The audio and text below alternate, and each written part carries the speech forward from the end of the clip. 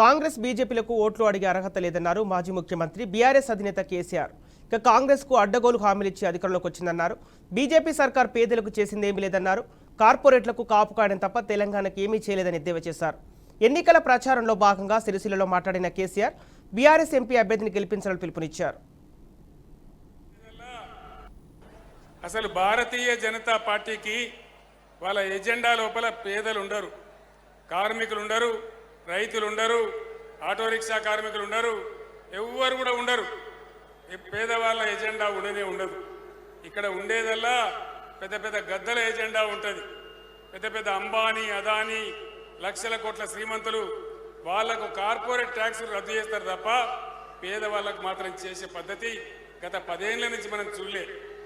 10 ఏళ్ల కింద నరేంద్ర మోడీ చెప్పినాడు, నేను గెలిస్తే విదేశాలలో ఉన్న నల్ల డబ్బు తెచ్చి మనిషికి 15 లక్షలు ఇస్తా అని చెప్పినాడు. సిరిసిల్లలో ఎవరికైనా వచ్చినాయా? వచ్చినాయట కదా. సిరిసిల్లకు బండి సంజయ్ తెచ్చిచ్చినట కదా, రాలేదా? 15 లక్షలు రాలే, 15 రూపాయలు రాలే. సబ్కా సాత్ సబ్కా వికాస్ మోడీ డైలాగ్ ఏమన్నా అయిందా? అమృత్ కాల్ వచ్చిందా? అచ్చే దిన్ వచ్చిందా? ఏమి రాలే. బేటీ పడావో బేటీ బచావో ఏమైనా వచ్చిందా? జన్ధన్ ఖాతా ఏమైనా జరిగిందా?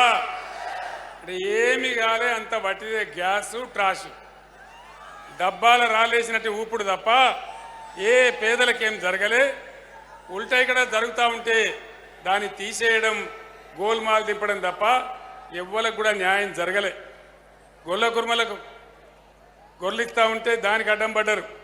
ఏ ఒక్క స్కీమ్ కూడా లేదు. అంటే బీజేపీ అబ్కి బార్ 400 పార్ అంటున్నారు. నేను చెప్తా ఉన్నా మీకు, ఒకవేళ మోడీ గెలిస్తే, బీజేపీ గెలిస్తే 400 పార్ గ్యారంటీ అవుతుంది. పెట్రోల్ ధర, డీజిల్ ధర 400 దాటుతుంది. అంతే కదా. మోసపోతే గోసపడతాం. జాగ్రత్త నేను మీకు మనవి చేస్తా ఉన్నా.